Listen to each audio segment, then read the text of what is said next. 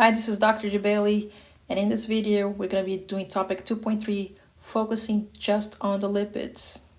So here are some of the things that we need to know about lipids. First, we're going to learn what is the difference between saturated, monosaturated, and polyunsaturated. We are also going to talk about the difference between having fatty acids that are cis or trans isomers. We are also going to learn how triglycerides are formed by using 3 fatty acids and 1 glycerol. Moreover, we're going to talk about all the health risks there is by having those trans fats and saturated fatty acids. And we're going to understand how the lipids can give you a long-term energy compared to the carbs, which have short-term energy. And last but not least, we're also going to talk about all these evidence and methods of trying to figure out how lipids come to the health of the world and what were the limitations in doing those experiments and stuff like that. And of course, the BMI. We're going to learn the formula. We're going to be able to learn how to calculate the formula and then be able to identify the BMI, if it's good or if it's bad, through using different charts. So this is the concept of lipids. So let's start first by learning what is it made of, what is its functions, and so forth. So to start with this, basically lipids are all fats and oils there is in the world. And we always know that the fats are solid in the room temperature, while the oils are liquid in room temperature. That's very straightforward. Now, the 3 elements are mostly used in lipids. It's carbon, hydrogen, oxygen. That's just like the carbohydrates.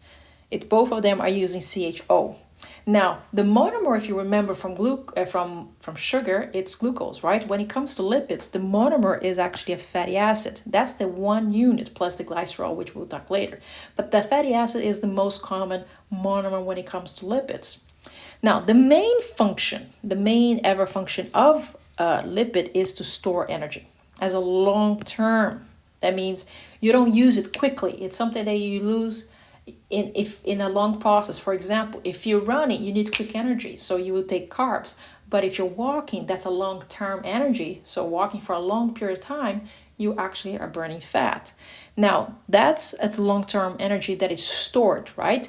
And where exactly is it stored? In adipose tissues. For those who don't know what adipose tissues means, are basically your fat cells. That's what's the name of the fat cell. It's called adipose. So every time you hear the word adipose, that's your fat cells. Now, other types of functions that you have to know, ask you, give me other functions besides storage for fat. Insulation, that means it keeps you warm. It's waterproofing. Builds cell membranes. That is true. Remember phospholipid? Phospholipid is made of fat, right? We have hormones that are made of fat.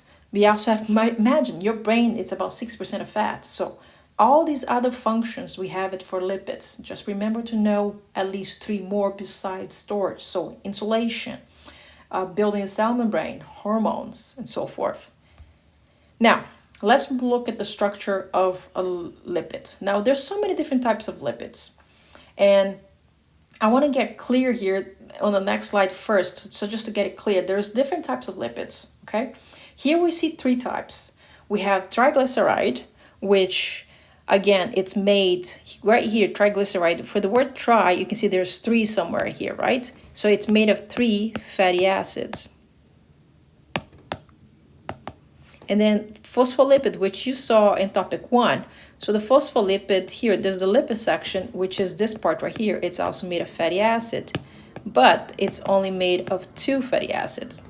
And then you have steroids and waxes here. Steroids, they usually are formed in ring forms like this, okay? And waxes, again, you have these lines. Now these lines here, it just means carbon. So when you see a line like this, automatically that just means carbon attached to a carbon, attached to a carbon, attached to a carbon, and you got hydrogens coming out like this. That's what it means. But they oversimplify by just drawing lines like that. Okay, so these are 3 examples of lipid. Now, triglyceride, let's continue here. It's basically glycerol that it had. Well, phospholipid here is a phosphate group. Do you need to know how to draw these structures? These 2, yes. This one, yes. This one, yes. This one, you just have to be able to identify if you saw a picture of a steroid. Now, going back to this, since we're talking about the structures, if you can see this drawing right here, it's a triglyceride. So I'm going to focus on triglyceride. It has a glycerol head, which It is polar, that means it's charged, and that means it loves water because it's hydrophilic, right? And there's a fatty acid, which is a fat that it doesn't have a charge, so it's non-polar, so it doesn't like water. So when you see the drawing of a triglyceride, you can see there's a glycerol head, and then there's the 3 fatty acids, as I have mentioned before. If you want to go more specifically, this is what the fatty acid looks, and you can see that it has a chain of carbon and hydrogen, carbon and hydrogen, carbon and hydrogen. This is just one fatty acid. And then you can have the next one again, same thing. Carbon, hydrogen, that's the second fatty acid. And then you have, of course, the third fatty acid coming out like this. Now, these are 3 fatty acids. And then, of course, you have the glycerol here, as you can see, right? That this area right here, it's the glycerol. So that's a triglyceride made of a glycerol head and a fatty acid. You can actually draw on the test just simply putting a head like this and doing 3 lines like this, and then of course label these guys as fatty acids and this one as glycerol. If you do that, you will get the point. You don't have to draw the whole carbon hydrogen section here, but you might see this picture in an exam and you should be able to spot. Now, let's talk about different types of fats. We have what we call the saturated fats, okay? And we have the unsaturated fats. What does that mean? Saturated fats are usually the ones we consider more bad, and the unsaturated ones, we consider them one of the good ones. So like we have olive oil, avocado, okay? These are basically the good ones. While here we have like fat milk, whole fat milk, we got bacon, stuff like that. These are basically the saturated, the bad ones. Now, that's their names. Now, if we're looking at the structures, the word saturated right here, that means it means you're full. Now, what do they mean by full? Full, it means like this right here. You can see that all the carbons have fully added all their hydrogens, right? All of them have complete sets of their hydrogens. When it's unsaturated with the word un, that means there's a no right here, right? It's not fully. So in this case, you can see that the carbons here have not been fully saturated with hydrogen. So that means they form a bond. So again, if I have to look at this drawing here, this one obviously you can see that it's fully with carbons, so it's saturated. And this one, it's not. Right here, it's not fully, so it's unsaturated. So in conclusion, Saturateds have no double bond. No double bond. While unsaturated right here has double bond, at least one. It can be 2, it can be 3, but they are unsaturated. Okay? So another way to look at this picture is the drawing in lines, because you don't want to go and be drawing all those carbons. Imagine you have to draw all the hydrogen carbons. That's crazy for IB. So you can draw them as a line. So you can see the zigzag here. That zigzag, as I mentioned again, that's just oversimplifying a carb. Instead of you having to draw all the carbons like this and go through all, replay this again, and draw all the hydrogens. Imagine you have to do this. Even me as a teacher, I'm like, hello, come on. See, I don't even want to write the whole thing. So instead of doing this entire drawing, just zigzag line, that means that's the carbons and hydrogens of a fat. Now, if in the middle of this stuff, okay, you have the zigzag lines, and then suddenly you have a straight line like this, and then it continues. This means a double bond. This would have mean that over here, you would have put a bond here. Let me erase the little tiny guys. There wouldn't be any more of these. And there would have been a bond like this. That would be a bond between 2 carbons. That's what it means. It's a double bond. So we have the saturated, the monounsaturated, and the polyunsaturated. Saturated means there's no double bonds, right? So you can see it's a completely zigzag with no double bonds. That means all the carbons are full with hydrogens. Monounsaturated, that means there is one unbond. That means there's one bond that has no fully, right? So you can see there's one here. When I say poly, it means many bonds, right? It's still unsaturated. So we got 1 here, 2, we can have 3 or 4. So if I had to look at this, we can say, according to double bonds, that the more double bonds you have, the healthier it is. So this is considered as bad, this is good, and this is very good. So the more double bonds you have, the better it is because it flows through your blood easy, and it even takes away other bad fats away. So when it comes to unsaturated fatty acids, because now it has double bonds, we also look at the structures and how do they shape, if they are mirror of each other or not. So we are talking about unsaturated fatty acids now. We're not talking about saturated because saturated has no double bonds. So we are talking about unsaturated, the ones that have bonds. Now those that have bonds, they have a cis side or a trans side. So let's look with a cis side look. A cis, it means they're like a mirror, right? That means if you cut here in the line, look, they're facing each other and they're facing each other. They're exactly the same. That's what cis means. They're completely the same. Trans on the other side, it means they're crossing. So on the opposite side. So if you put a line here, you can see they're on the opposite side of each other, right? They're not the same as these guys. So they're trans on the other side, across it. So what's the difference between cis and trans? It's just their structures. That's how we call if the hydrogens are on the same sides or the hydrogens are on the opposite side, okay? So here, if you had to identify this in the test, so the first one, do not confuse with this one. Why? Because this, oh, you look at this, say, oh, this is a double bond. That's not a double bond. We're talking about double bond between a carbon and a hydrogen. If you notice, the blue here is hydrogen, right? And the white is carbon, while the red is oxygen.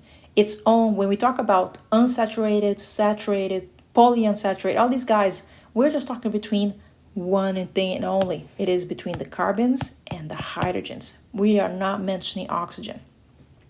So with that in mind, this is not a double bond. So you can see in this case, this one right here, there is no double bonds happening between carbons and hydrogen. So it's obviously going to be a saturated fatty acid. Here, we have two types of unsaturated because obviously you can see here and here there's a double bond. Now we have to see if that double bond is a cis or if that double bond is a trans, right?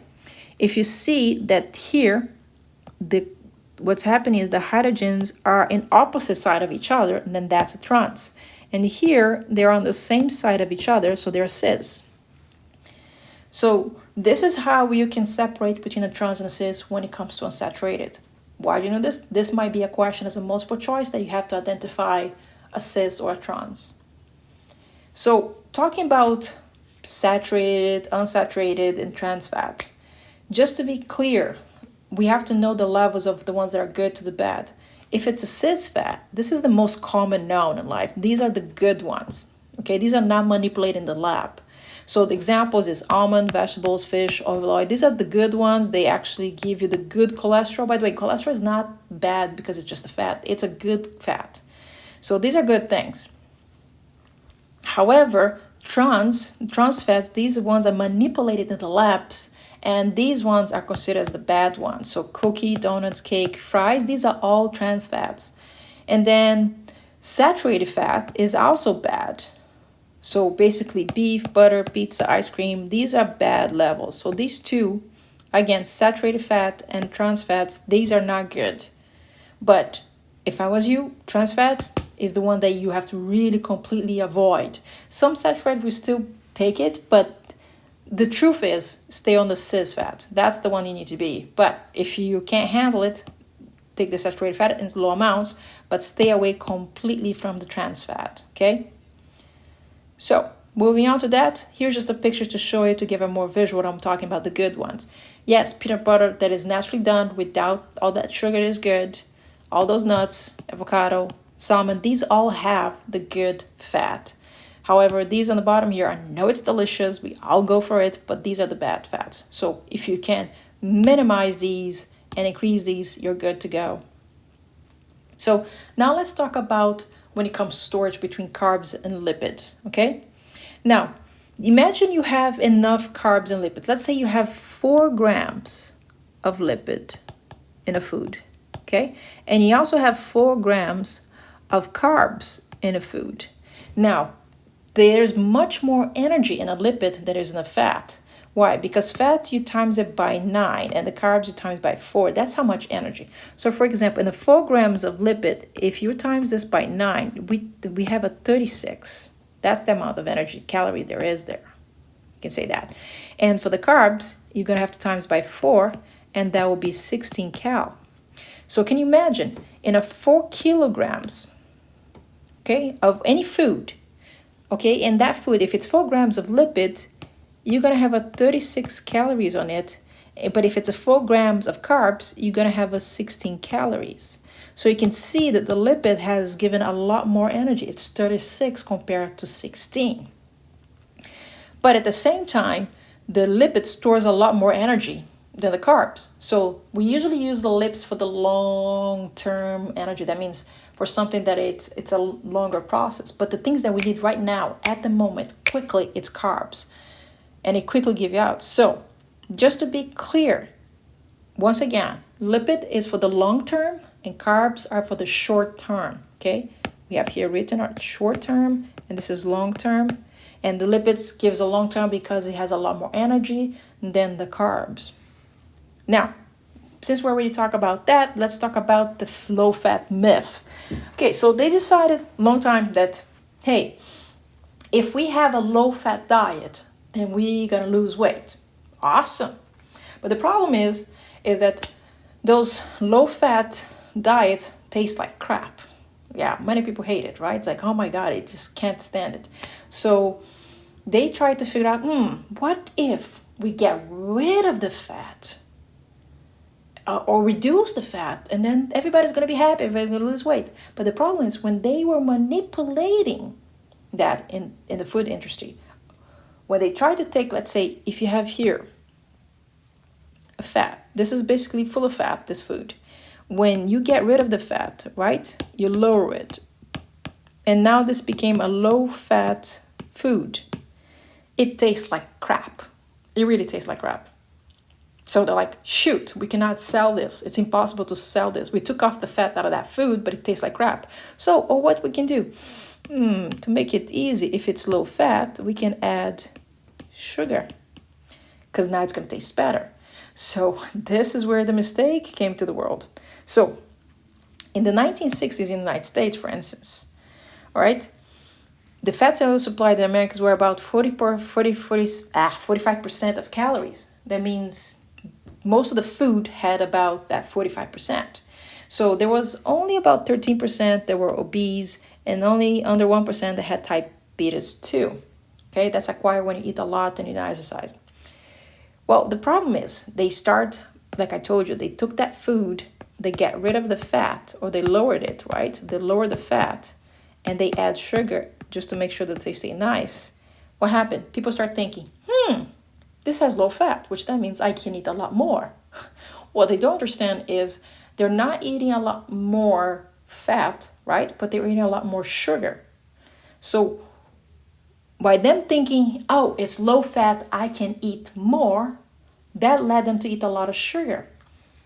So that means the person start rising what? Their levels of sugar in their body, and that caused them to become fat again. And guess what? Now we got 33% from what was 13, right? 45% of fat, right, reduced, but we have 34 compared to 13 now, man. Can you imagine that? Let me just erase this just for you to see clear what I'm talking about. Can you imagine? You went from 13 to 34% now. We only had this much obese, now this big deal. Why?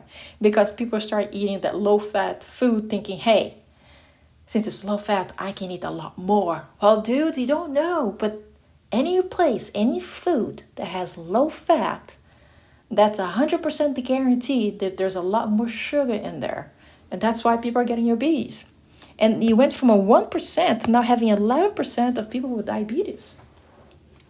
So manipulating in the lab by taking the fat out of the food did not work. Like I said, they tried to take the fat out of the food, but it tastes like crap. So they put the sugar to mask it. The problem is people psychologically thinking, oh, low fat, I can eat more. So while they were eating that low fat food, they didn't know they were eating a lot of sugar, and that's how they got obese. So it did not work. So the bad news is that these low-fat diets did not work on losing weight or anything, quite opposite. It only proves one thing, that the type of fat that you're eating is what matters in your diet, okay? Taking away the fat from the food did not help any possible way. So what can we say? So shoot, we're screwed, we're gonna be eating fat all the time? No. What you need to do is figure out what's the type of fat you eat. If it's the good one, great. If it's the bad one, stay away. And of course, focus on the calories. But that's nutrition section, which is not what the topic is all about. The most important thing is just remember that whenever you're going to eat out, make sure that you're looking for the good fat and not for the bad fat, because that's the way you can maintain your weight. But even the good fat, you got to be very careful not to exaggerate. But when we talk about fat, make sure you're going for what? Monosaccharide or the polyunsaturated, such as avocado, salmon, peanut that has no sugar in there. These are the ones that can help you in good fat. And stay away from, the junk food, which good luck with that. I know a lot of you guys can't handle it, but that's the conclusion. So with that, since we're talking about weight and all the fat, then we have to talk about the body mass index. The body index here is just basically talking about, we're trying to figure out how much fat you have in your body, right? According to your weight and your height. So you take somebody's height and the weight, but it's very important to remember this, that we are not using other system besides the metric system. So the weight has to be in kilograms and the height has to be in meters, basically centimeters in this case. So just to be clear, for example, you might have a weight that is 85 kilos, right? Kilograms. And the height, let's say your height, you are 1.176 centimeters, right? Basically, if you're putting this into the equation, it will be 85 divided by 1.76, not comma, right? It's 1.76 squared. That's the calculation that you do. Once again, let's use another thing. Let's say there's this guy that has a weight of 85 kilograms and his height is 2 meters. And so 1 centimeters, right? In this case, what do? In the equation, you put 85 kilos over 2.01 squared. And then you go for the BMI number, whatever that comes out. Now, most of the doctors try to use that in the hospitals, but you will see that this BMI is not effective when it comes to athletes or children. It can be effective with people who are sedentary, people that don't do anything, but BMI is not good for athletes and children, and we see why. But before we get there, you have to know the range, right? After do the BMI calculations, there is a certain stages. So if the BMI comes less than 18.5, you're underweight. That means you're not eating right, you're not eating enough, you're malnutrition. The normal range is between 18.5 to 24.9. That means you're in a good weight. If your BMI come out between 25 to 29.9, that means you're overweight. You need to lose some. If you are obese, that's 30 to 34. And usually classical 2 and 3, these ones are very morbid. These ones you're probably already having diseases that are affecting you. 35 to 40, these ones are bad. Do you need to know this chart? Do you need to know this range? Yes, you do. You have to know the range pretty much well, especially around this area right here, or at least this part. So make sure you know this stages really well, okay? Now, like I said, the controversy about the BMI is that it does work with people who are sedentary. That means people that don't do any activities. They're just sitting their asses watching TV, working on a computer, on TV, on a chair, and that's it. They don't do anything else. But if they are athletes, right, they have a lot of muscle, and muscle causes weight, right? They have weight in the muscles. So that can be taken as a mistake for fat. So athletes don't work. And you can see here from the picture, right? You can see they both have the same height and they both have basically the same weight. But the BMI of this guy, as you can see, is 33.9. That means he's really on the B's, right? But this guy has exactly the same thing. He has the same height, the same weight, but his BMI is 30, it's also 33, but dude, do he look obese? No, he's not. That's why it does not work with athletes. BMI is not for athletes at all.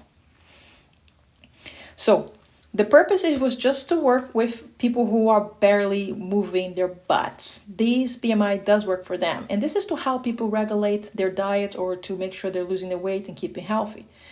But this does not work for all of people, okay? Now, this can be used, like I said, to look at the population trends to see if people are increasing their weights or not. But we cannot use that again, I'm going to keep repeating this because this might be a question on IB exams where with what does BMI does not work. BMI does not work with athletes and BMI does not work with children, okay? So because the BMI does not work with children, as I said, there's these two charts right here, which is a CDC charts. These are the charts that they use with children. Now, it is extremely important that you know how to read these charts because these charts can fall on IB exam. So you can see right here, right? This is a chart for boys at the age of 2 to 20 years old. So what we have here on the corner, on this corner right here, we have the BMI, right? You can just see BMI here, you have BMI on this side. Now here on the bottom, you have the age. So let's say the kid is 16 years old, right? He's 16 years old and he has a BMI, let's say of 24, okay? So we look at 16, search. Oh, it's right here. So he is in this line right here. That's where the 16 is. And then he is in a BMI of 24. So he line up and bam, we hit it right here. This is where he is at, right? So let's erase this. Oh, shoot again. Let me go back. All right, here, let me erase. So this is where the point ended at, right? This is the point where he ended. So he hit on the 85 percentile. So then we look at this line. He's basically in this line right here. And that's an 85 percentile. So anybody who is between the 5 to 85 percentile, he's okay. But if he's above that line, then if he's above that line or below the 5 right here, that means he's underweight or here he's overweight. So he's right on the borderline of becoming overweight. So he's still fine. So let's try this again. Another example, let's see here so it can help you when you get to the test. Let's say the boy is 10 years old and his BMI is, let's say 18. So 10 years old, we have it here, and BMI is 18 is this. So the line comes down up here. It matches with this. So he's right here. This is the point. Let's erase so I can see. Again, he's right here. So then we look at the line that lines up with this guy, and this line goes on 75. Oh, that means he's good because he's between that 5 and 85, so he's normal, okay? The same thing goes on with this one right here. You can do the same thing right here. It's another BMI. It's the same process, but this time the chart shows here the weight and here's the height. So we can use the weight and the height. Let's say this kid, let's take off this numbers. Let's say the kid has a weight of, let's say 75 kilograms and his height is 1.85. So looking at this chart, we're gonna look for 75. Okay, here is where his 75 is and his height is 185, so it's this. So I'm gonna go in the line here and the line here. So he hits on this guy right here, which is green, which that means he's normal weight. Again, so this is how you read these graphs basically to find, again, if their BMI is good or not. Just keep remembering that these graphs could come to the test when it comes to children, okay? Here's another graph that it's the same thing as we did before, but it's, again, the most important thing that you have to remember, it has to be between the 5 and the 85 percentile. because that's normal. Anything that is above 85, anything that is below 5, that means the children is underweight. As it says, this area is underweight, and after 85 here, this area is overweight. So they should be right here in the middle. Okay? Here's an example again. We have a picture of Arnold Schwarzenegger back in the old days, and we have DJ Qualls. Now, people are going to say if this guy's BMI for sure is around 33 or more, and this guy probably be 18, but look, he's very healthy, and this guy's eating junk. So again, BMI does not work with athletes. Keep that in mind. As well as with children, it only works with people who are very much sedentary. And that's pretty much for this topic. Here is questions that comes for this topic on lipids. You can find this also in the study guide PDF. All of these questions, you can answer them through this video. And thank you.